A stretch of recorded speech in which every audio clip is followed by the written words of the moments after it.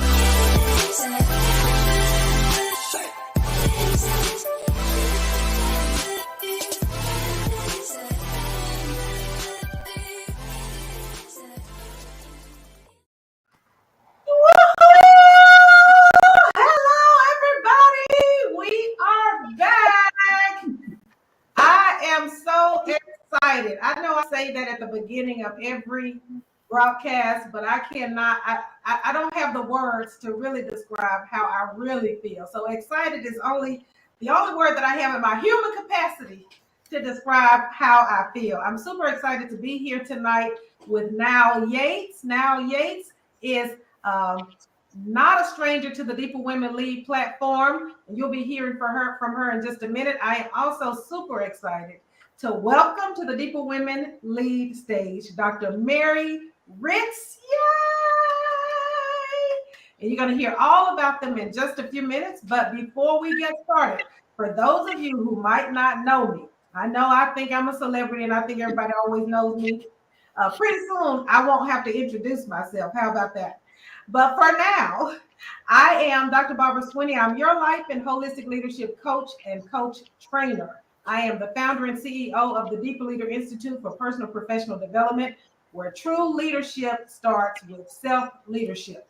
And at the Deeper Leader Institute, that's exactly where we start. We start with you. We coach, train, and certify leaders who are looking to become more effective in their role as leaders or looking to launch their own life and leadership coaching business.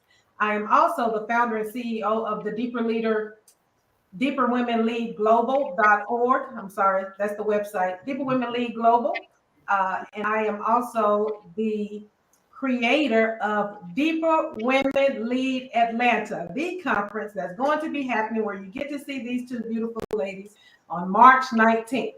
So if you have not registered for Deeper Women Lead Atlanta, be sure to go to deeperwomenleadglobal.org and register for the event today. We only have 9 days, and that's including today. So technically we have 8 days.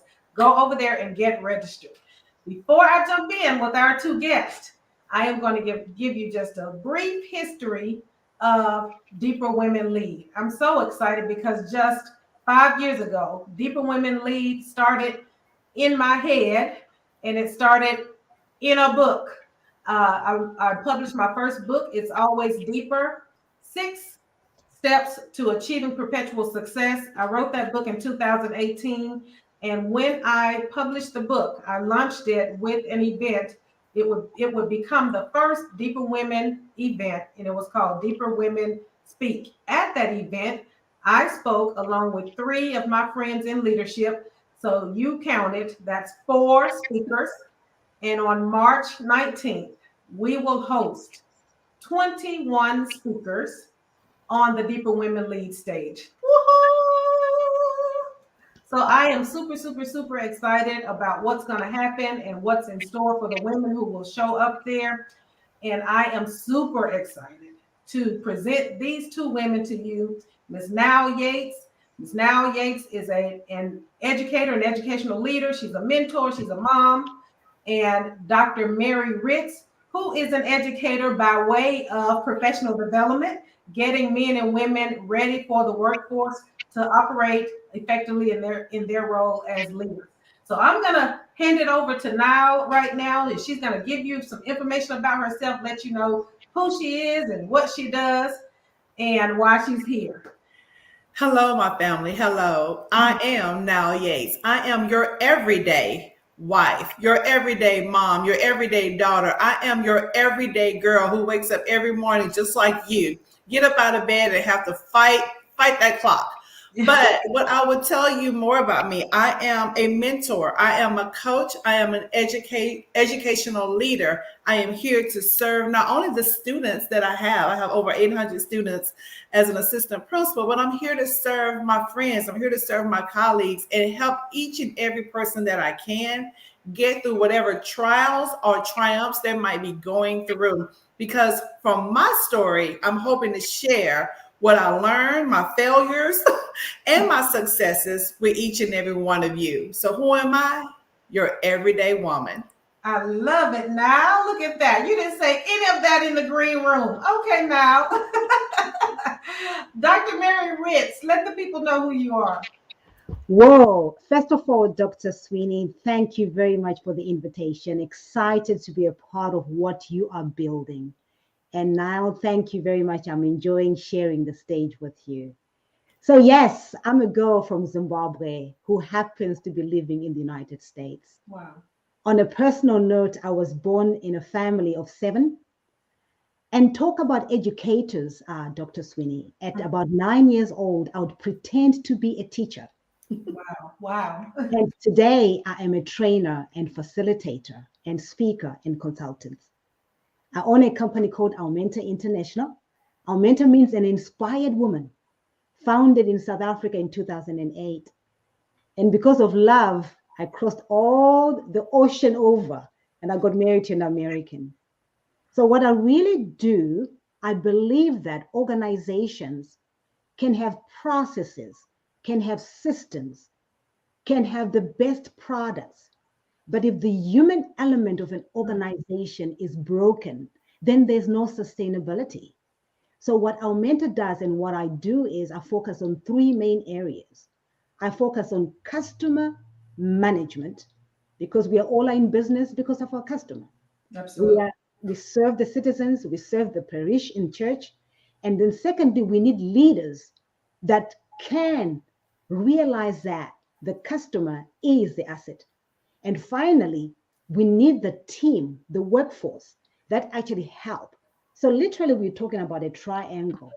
And that triangle has to integrate, has to work in sync so that we build our businesses for sustainability.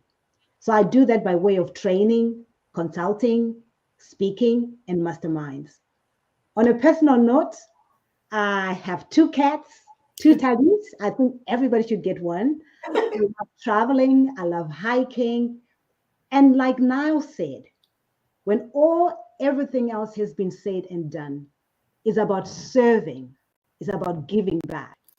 What are the talents that I've been given? What are the talents that we've been given that we can share with the world so that we can have a better place? That's awesome. Good stuff. I love it. I love it. I love it. Now is no stranger. You heard me say it in the beginning to Deeper Women. She is one of the co-authors of Deeper Women Teach. You guys might remember this little red and white book right here. Nile is one of the authors. I think her story is the last story in the book. She's got her own copy. Go ahead, Nile. Nile is a co-author. Nile has also been a student at the Deeper Leader Institute for Personal and Professional Development. And now she is going to be sharing her story from the stage at Deeper Women Lead Atlanta. So my question to Nile is, why do you keep coming back? What intrigues you about the Deeper Women? I keep coming back because I keep learning and I keep growing from other women that look like me, that in the same position as me. And because of that growth that I keep feeling is what keeps me coming back for more and more and more. Every time I am in a room with these wonderful women, I continue to grow. I continue to learn. And let me tell you another thing, because of being in Deeper Women, I have stepped outside of my comfort zone. I would have never thought I would have the opportunity to, let's start here, Yes. be an author. Let's start there. Number two, have the opportunity of a childhood dream of standing on a stage and captivating an audience of hundreds of women. I never thought I would have that opportunity. And so what I would say to anybody, Deeper Women Lead is going to take you to that next level, even if you didn't think you were prepared. It's going to take you there. Wow. Thank you now. Thank you. Thank you. I'm so excited that you decided to go there because, you know, we don't kidnap anybody on these journeys. You have to want to go. Yeah. So, so late one night now, I was checking my email. Oh, now wait till your mama say, hey, mom, your mom is watching from Dallas, Texas. Yes, I have. Thank you to my mother. I love you, Mom. I love you, love you, love you. Couldn't do it without you. She is in the book as well. So she is always so supportive. She was at the launch for the Deeper Women Teach anthology, and I can tell she adores her daughter. So yes. Hello, Miss Bolden. So same question for you, Mary. One night I was actually perusing my emails, and I got this email from this Dr. Mary Ritz. And at the beginning of the email, it went something like this. I can't remember exactly what it says, but it was like, is it too late? Please, is it too late? So I told her, go ahead and get your application in. It was after the deadline for the call for speakers, not that much after, but it was a little after the deadline. And I said, well, let's just see. Let's see what it's about. She submitted her application, and now she's going to be speaking from the Deeper Women Lead stage. She's going to be presenting virtually. So I'm super excited about the cast that we have for our virtual platform. So Dr. Mary Ritz, what intrigued you? What made you send that email saying, let me in? Great. I remember that email. I was like, you know what? I pray, I trust that this is an opportunity. There's going to be a gap. Let's do it. So to build on what Nile says, it's about stepping out of your comfort zone. It's about learning and growing. The desire was to partner with women that are powerhouses, that are doing things that are extraordinary, but at the same time being able to serve as well. That was the core. So when I looked up and I saw your website and the caliber of work that you're doing, because it's all about branding. Right. You differentiate yourself. You showed your competitive advantage. You showed what you're building. I wanted to be a part of that. I admired the brand. I admired the work that you do. And then I looked at the level of speakers that were there. I knew I would be able to empower other people. But like Nile said, I would be stretched as well. I would learn and grow because after all, iron sharpens iron. And women are normally known, quote unquote, to compete against each other. Yes. And I think we're doing something great here, Dr. Sweeney, you're doing something great here where you're bringing these powerful women and you're sharing your platform with them. And it's about time we started doing more of that. So I'm really proud and humbled to be a part of what you're building. Thank you. And I'm humbled to have you here. I was just thinking as you were talking, a lot of times you do find that women are in competition with each other, but generally that's coming from an insecure, unhealed place. And it's only when you're able to sit in the authority of who you are that you are able to lift other women up. One of the tenets of Deeper Women is a deeper woman is not intimidated by another woman's gifts. In fact, she understands and knows that it's a part of her job and her purpose to identify and help to cultivate those gifts. And once you've done your work, it is hard for you to be jealous.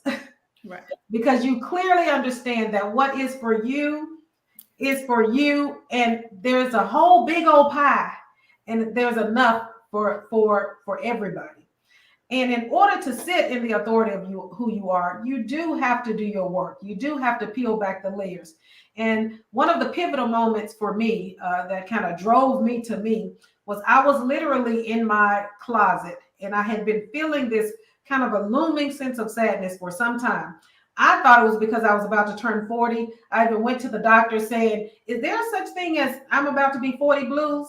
And she actually said yes. And I was thinking, well, what do you do about it? She said, well, just keep planning for your party. And I was like, give me some pills. I just want some pills to get rid of this feeling. And I remember being in my closet one night and I kept thinking, by the time I was 40, actually by the time I was 36, I was already a principal. I had gotten my doctoral degree. And it was almost like, well, what do I go for now? Did I peak too soon? Should I, slowed it down a little bit? Where is my passion? And I remember actually crying out with the ugly cry saying, what is wrong with me? Where is my passion? And it wasn't until about a year later that I realized that it wasn't my passion that I had lost. It was that I was not operating in my purpose. And I had to reposition myself and really get to the bottom of myself and figure out, Barbara, what is it that you're supposed to be doing here? There has to be something here that's bigger than you. And I call that the moment that I had come to the end of myself, when I realized that my looks, talents, and skills had taken me as far as they would take me. So I could no longer go up. I had the highest degree in the land. You can't keep getting degrees to fill it up. You can't keep getting promotions to fill it up. So I had to go in. That was a real pivotal moment for me. What were some of the things what were some of the turning points in your life, Dr. Ritz? I have 2 turning points, Dr. Sweeney.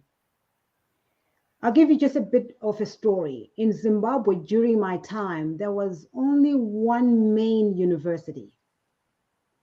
And when I finished high school, I did not qualify to go into that one university. Mm-hmm. So it meant I had to settle for something else. Mm-hmm. So I went to a college and I took a secretarial diploma. That was an aha moment because I was geared to be a lawyer. That's what I wanted to be at that point. So I had to reimagine and I had to think I can start here, but it does not mean that I can end there. Oh, wow. That's good. All right. So the vision was already there. Okay, we're going to start here, but we're not going to end up there. Mm-hmm. So hence now I've built on the PhD like you have to, right? Mm-hmm. Then the second pivotal moment was my desire when I started corporate was to be a director of some sort, a marketing director. Mm-hmm.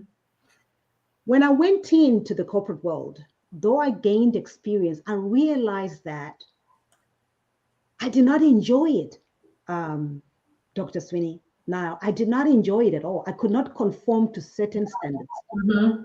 I wanted to challenge the status quo. I wanted to push. And then I was sort of put in a box. I couldn't operate in a box. Mm-hmm. I had to look at myself and say, where could I fully live myself as Mary and express myself? And it was entrepreneurship. So I started that in 2008. It's been hard, but it's been the most fulfilling experience that I can imagine. So those were my 2 primary pivotal moments. Good. And I'm glad they happened because I'm here today. Wow. That's awesome. Thank you so much for sharing that, Dr. Ritz. And Miss Nile Yates, I saw you pick up this little book and peek in there. No, I did. What were some of your pivotal moments? When you try to narrow it down, and that's what it was, because there's been so many moments in my life that I have grown from. To some it might be small, to others it might be big. But 2 of the big moments for me were, the very first one was moving to Georgia from Texas. I lived in Texas all my life. Mm-hmm. My husband got a wonderful job and he said, baby, we have to go. And I said, yes, sir, that's good. But what I learned from that pivotal moment was I was always dependent. I always had my mama right there, my mother-in-law, my father. I had my support team. Mm-hmm. And so when I was working in administration in Texas and I had teachers come to me saying their child was sick or they couldn't come to work, and they had all these things going on, I didn't understand because I had my core people who I could depend on. So come to Georgia, It's just my husband and I. And we really had to work together on unifying our marriage, because guess what? We had so many other people who could step into the trenches, and it was just us two. And so I grew up. I tell everyone the funny story is, if I stayed in Texas, mama, don't get upset. But if I stayed in Texas, I might have had about 10 kids, okay? But because I had too much support. But I would tell you, I did have to grow up. It was hard to leave mommy and daddy in Texas, but I do see the blessing that came out of it. And my second big pivotal moment was being diagnosed with breast cancer. I grew even more from that as an individual, as an educator, as a career woman, as a female. It took me to a place I didn't even know was there. And I will also tell you, people come into your life. Sometimes you're not looking for those individuals, but they come into your life for a reason and for sometimes a season. But it's important at that point in time, because you never know who you might need. So never, ever, ever close a door on someone trying to help you. And I would tell you, that's what I learned from both of my two pivotal moments, is that don't be afraid to say, I need help. Whether it's you by yourself with the kids or you going through some kind of medical situation, never close the door on help. That's good. And, we talked about this a bit before we got started. We are basically, a lot of times Black women are raised to be strong, independent Black women. You better go in there and get it, boss, and all of this. And a lot of times we have this persona. Really, it's, what do they call it? The word escapes me right now. I can't think of the word right now, but you sit at the table and you're confident. I know for me, I was one of the most confident, insecure people I knew. I knew the language. I could speak the language of the people in the room. I was knowledgeable. And if I didn't know it, I knew how to act like I knew it. I know a little bit about a lot of things, so I could hold a conversation around those things. So I came across as very confident, but I still felt kind of small inside. What do you say to women, particularly women in leadership, those women who are sitting around the table, filling big shoes, but really feeling small? Well, I'll start. I definitely will start with this one. What I would say to that woman or to those individual women, if you're sitting at the table, there's a reason why you're there. It's not by half chance. It's not by coincidence. You're there for a reason. You're there for a purpose. So own it. Take it. It's yours. It's yours for the giving. And there's no reason for you to sit back and wonder and ponder if I should or should I be there. You are there. That's good. Recognize that fact that you are there, and there's no looking back, and own it, because you belong. You belong, and it's yours for the taking. That's good. That's good. Now, Dr. Ritz, what about you? Have you ever experienced that feeling of sitting at the table and wondering, are they listening? Will they feel like what I have to say is valuable? Have you ever had any of those moments? I did, Dr. Barbara. And now that I'm older, I actually value that I did go through that, because then it made me self-aware. It made me reimagine myself and say, how can I be better at this? Because I'm bringing value. Remember how I started? I started right at the bottom, and then I grew, right? So in that, as you're starting to grow, I do not have a first degree, and I would have people in the meeting with all these degrees, and I didn't have mine yet. So you're beginning to think, what value am I adding? So you question yourself. So the answer to that, and what I did in my experience, is, though I was maybe not the loudest in the room, I then quickly learned that the loudest were not always the smartest or the wisest. Right. All right. Very true.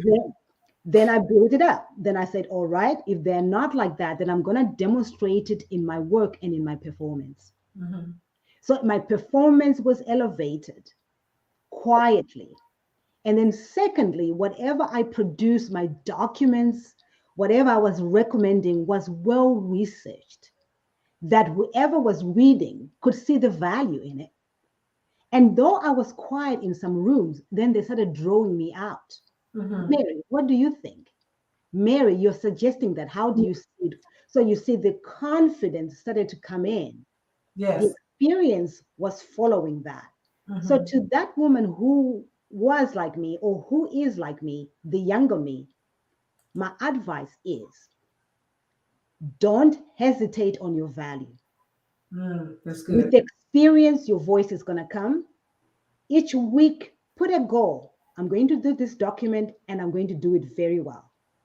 Next month, I am going to learn to speak up. That's good. When you're given an opportunity by your manager, go to town with it. Don't do half measures. That's how you're going to start building that confidence. That's good. That's good. And it sounds a lot to me like Dr. Ritz is like, just get into action, Yes.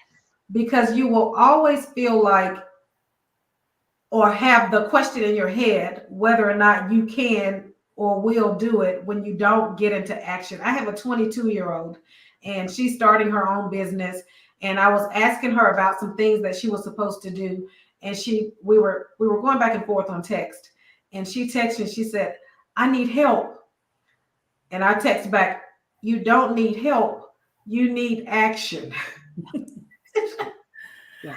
And she, in that moment, she took an action. She went on the internet, researched something quickly, and moved forward with it. So within 30 minutes, she accomplished something that she had been sitting on for months, because she felt like she didn't have something that she thought she needed. We always think we need something else. We need another degree. We need a promotion. We need this. We need that.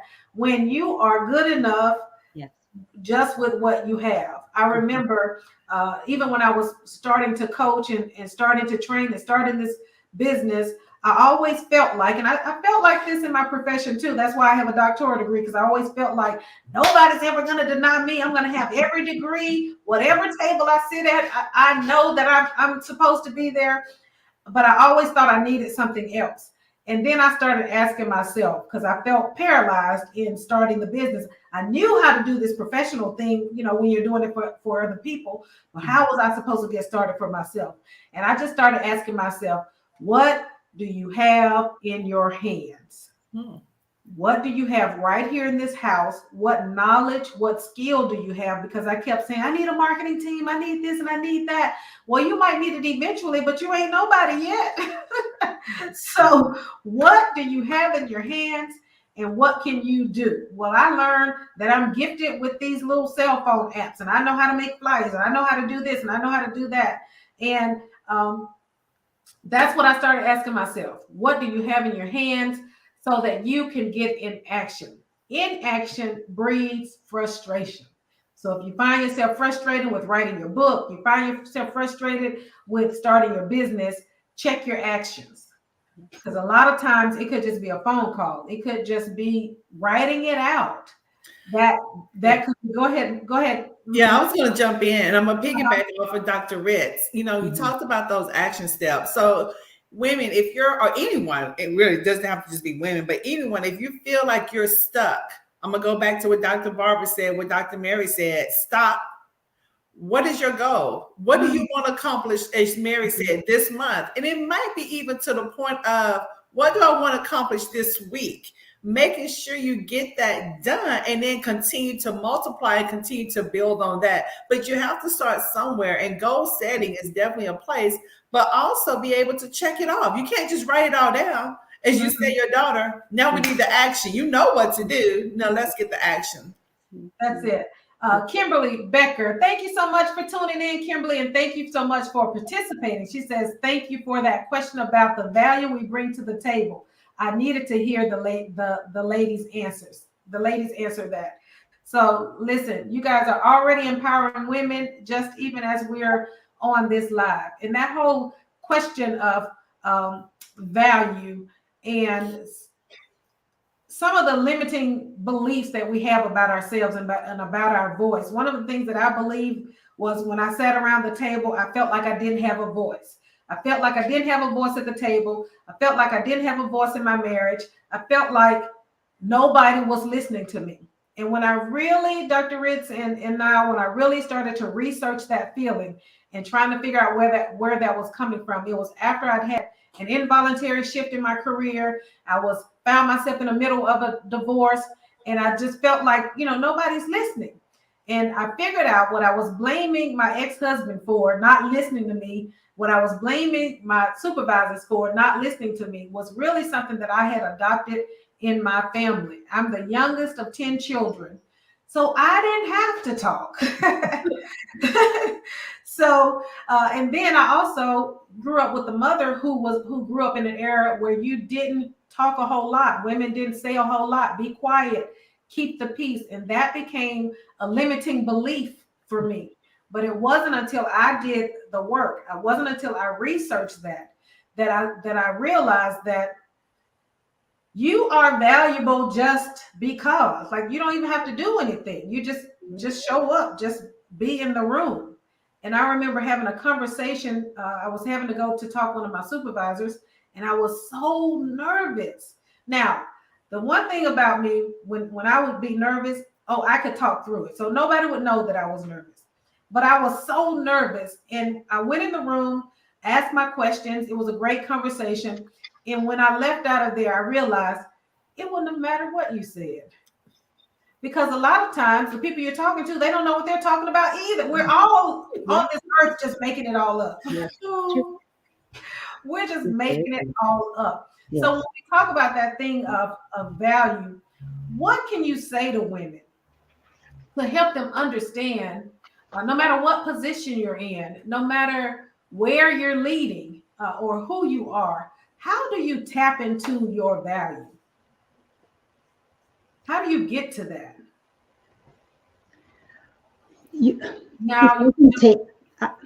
So, Dr. Sweeney, before I carry on, I'm in agreement. What's in your hands? Don't wait. Mm-hmm. That's one of my mottos. Don't wait. Build your wings as you go up. That's good. And that's how you actually start to build your value. Your value is really related or is correlated to your purpose. What is it that God has called you to do? Mm-hmm. If you can tap into that and grow in that and develop that, that's your value. That's good. And own it. Like at 9 years old, I was teaching imaginary students. I was a teacher. I'm a professional teacher now. My job now is to take that talent or that ability and grow it. That's good. And make sure that it's deeper women. Yes, that's it. You bring substance with it. That's how you bring your value. That's good. But then if you're doing other things that you're not so good at, that you're questioning yourself, that you're trying, you're not so sure, you keep questioning yourself and you devalue yourself. That's good. That's good. Now, did you want to chime in on that? I do. So first of all, when you're looking at value, you're also looking at your experiences, because your experiences will help generate what that value is. Looking at your experience and also asking, what do you want from yourself? What do you want other people to see from you? For example, if I step back and say, what do I want other people to see as Nile? Servant leadership, the cheerleader of all cheerleaders. So that is what I'm also going to value, because I like that. I want that. And so take a step back and look at your experiences. What do you want as a person? And then you'll get your values out of that. That's good. That's very powerful. Another thing that I found. Go ahead, Dr. Ritz. And I wanted to add to what Nile has put in, what you've put in, to say, your value is your differentiator. What is it that you bring in that room that nobody else does? No matter how small that is, that your team members will say, hey, we cannot do this without Dr. Sweeney. Hey, we cannot do this without Nile. Take whatever makes you different. I think when we started, we were talking about how uniquely we are. We have our own paths. So that path, what makes you different? That's your value. And when you talk about what makes you different, I think as women, we sometimes get caught up in being different, and we think that's a bad thing. And it's not, because your differences is what makes that team stronger and what makes that team grow. So we don't need to be cookie cutters. I don't want to be with someone who's just like me, because guess what? I'm not going to grow and I'm not going to level up. All the cheerleaders in the world, but I need someone who has a different mindset and a different skill set. So all those things, that variety truly is what takes us to that next level. So don't ever feel like you need a cookie cutter yourself to be like somebody else. What you have is value enough. That's right. And really understanding what your gift is, understanding your value add, like Dr. Ritz said. I know that I'm a strong visionary. I know that I get frustrated by details. So I surround myself and I don't get jealous of people who are into details. Because without the details, you can't get to the vision. And without the vision, the details are mute. And I'm going to jump in and give a commercial. So it's not commercial. Going through the Deeper Women Institute is where I got that from. I got it. How do I dig deeper and really know who I am? Is going through your Leadership Institute to find out who Nile truly is. So that's a unsolicited plug, but I will tell you, it is where I am today because of you. Well, thank you so much now. That, because a part of my gift is seeing behind the curtain and just going, let's just go straight to what the problem is, girl. That thing you're living out now in your 40s happened to you when you were 3. That's the person you got to get to. And the quicker we can get to that, the quicker we can get out of competition with other people, and the quicker we can start to lift other people up. I celebrate the gifts in other people because I can't be you and you can't be me, and we're all necessary. So if we're all being each other, that means one of us is not necessary. As we talk about going deeper, one of the things that really helped me to go deeper, which started with that book, in the book, in chapter 3, Eliminating the Barriers, I actually got stuck in chapter 3. So much so that my writing coach, I turned in something and she sent it back and she said, what happened to the girl that was in chapters 1 and 2? Why aren't you being honest and forthcoming with the thing that you're supposed to be saying to the people in chapter 3? Well, in chapter 3, I was having to get to the place of revealing a little bit of who I am. And it was very difficult. I was trying to tell it from a very surface level. But what I learned in writing the book, which is why all of these events started happening because of the book, was the power of telling my story. And not telling my story to other people, but telling my story to me. I could not believe that my story was happening to me. If you're looking at a girl who was all about her career, who was all about her marriage, and then those two things almost simultaneously were stripped away. I was in the middle of an identity crisis. So in that book, in that chapter 3, where I thought I was healed, all of that stuff started rushing back. And it was so funny that my writing coach could pick up on the fact that I was hiding something, which means there are no private thoughts. It all shows up in your behavior. So it was during that process that I understood the power of telling your story, which is the essence of this platform, Women in Leadership, sharing their stories and strategies for life, love, and leadership. What could you share with a woman who's in leadership, a woman that's filled with pride, because that's all it is really, who has become a prisoner to her story and is impacting or impeding the level that she can go to professionally? What can you share with the woman? Dr. Ritz, you want to go? I'll go. Dr. Sweeney and Nile, that's one of the hardest things for people to do. Because for me, it takes an inward focus and an admission of where it's not working well. If we don't do that and we continue to be busy, you mentioned earlier about leading self first. Leading self means inward looking and seeing where you're doing well and what's hindering you. And then saying, yes, I need help here. I'm not elevating myself by doing that. So that admission alone. That's good. Then seek the help. in my private moments, where that healing comes in is in my prayer closet for those women that believe that. Because that's where God starts to show, Mary, this needs to be worked on. How do we do that? Where do we get the resources? So look for that place, take an inner look, because if you keep doing the same thing, that's insanity, right? Yes. And you Yes. don't grow. And that's the same thing that you say, Dr. Sweeney, whatever you were struggling with at 3 years old would turn up at 40. Absolutely. So when you do that, break that cycle, get the help that you need. Is it a psychologist? Is it a pastor? What is it that you need so that you can be the best version that is intended for you? Good stuff. Good stuff. Now, Well, it's ironic. That's one of the things I'm going to be talking about at the women's conference next weekend. Is the things I've learned, the things I thought were great strategies and turned out not to be so great strategies. I was that person who thought I can suppress what's going on in my life.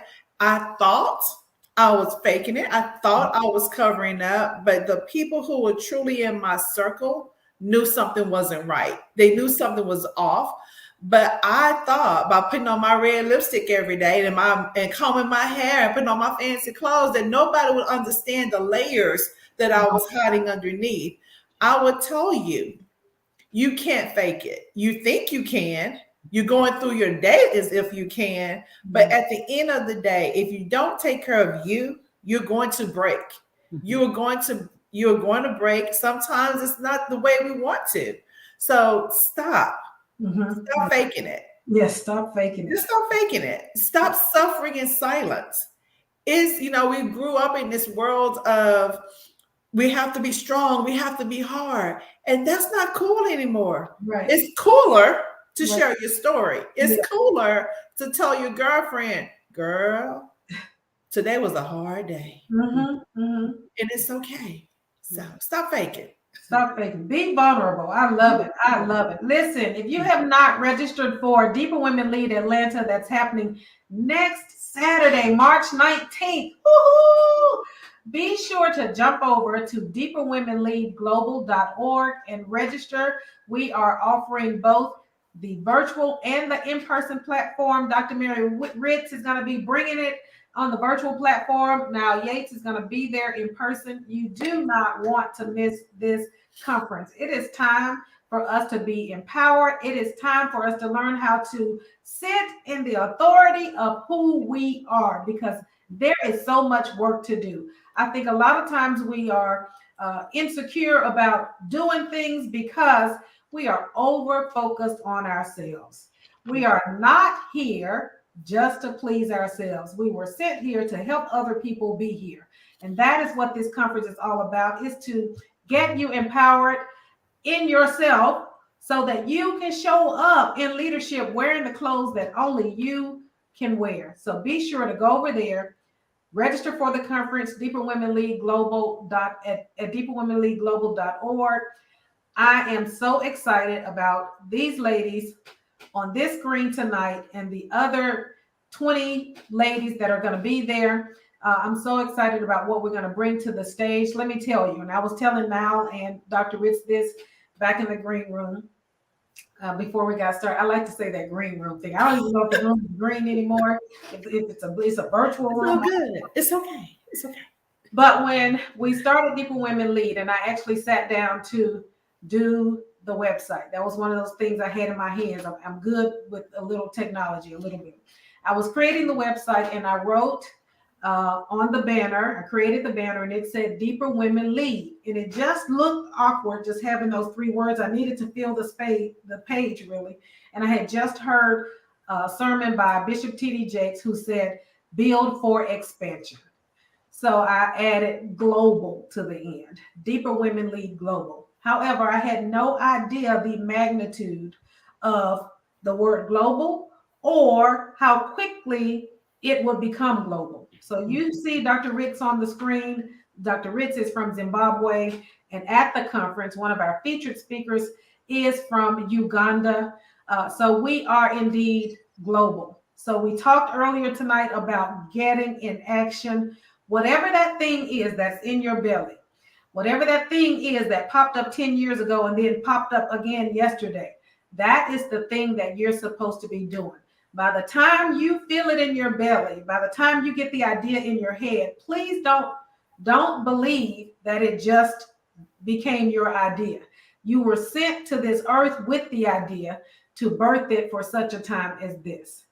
You need to know that you have a gift in you and come to this conference so you can tap into that gift, being in the room with other like-minded women who are also going after it and doing their thing, and not just hearing stories, but getting real strategies to become the leader that you are supposed to be. Warren Bennett said that becoming a more effective leader simply means becoming more of who you truly are. That is the purpose and the goal of this conference, to help you become who you truly are. No more pretense, because we have other ladies that are waiting to sit in our chair. So we have to get up and get moving. So if you haven't registered for the conference, we want to see you there next week. deeperwomenleadglobal.org. Register either for the virtual platform or the in-person platform, but we want to see you there. But we cannot get out of here without doing two things. The first thing we have to do is this right here now. You see that shout out? Yes. Let me just, I'm gonna have to stop everything and just say, my family is my support. Yes. My family truly uplifts me each and every day. To my mother, to my father-in-law, to my husband, to my children. There is a crusade, and we are here, and we're gonna keep pushing forward. But I want to give out shout outs to everybody. Thank you. I don't want to start calling names because I'll forget somebody. But we're here, Barbara Sweeney. We're ready to go. We are ready to go. So now, while you're speaking and speaking to your tribe, tell other people who may not be in the tribe yet where they can find you. Where can they go and follow you? Well, right now you can go to, oh my goodness, you can go to Twitter, Nile Yates. You can also go to Instagram. River Girl is there. And I would just also tell you, we're going to put it in the platform, but reach out to me. nyates1908@yahoo.com. Reach out. You have a story. You want to talk. I'm here for you. Good job. Dr. Ritz, where can the people find you? Great. They can find me on LinkedIn, Mary Ritz, PhD. Let's get that going. Very active over there. They can also find me on Facebook under Mary Ritz, PhD. They can also find me on Facebook, Aumenta International, my organization. Mm-hmm. All right. Very good. Yeah. Very good. Good stuff. If you have not joined the Deeper Women Lead Facebook group, go ahead and join the Facebook group. There you can find updates about the conference. You can meet some of the women who are going to be at the conference. Join our Deeper Women Lead community. You can also find me under B. Sweeney Inc. on all social media major social media platforms. You can also visit again deeperwomenleadglobal.org. After you register, then you can peruse the website.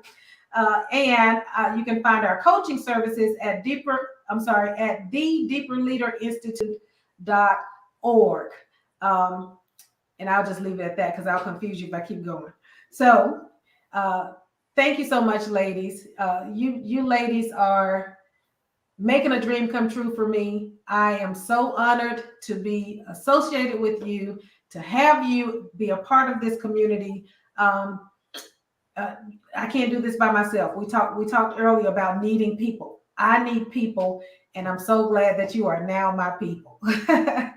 So thank you so much for being here, for spending this time with me. And we're going to say bye-bye to the people. Make sure you go register for the conference. Thank you, Dr. Barbara. Thank you, Nile. Thank you. It's been a pleasure. Yeah. Bye-bye, Deeper Women Lead. Thank you to everybody who tuned in tonight.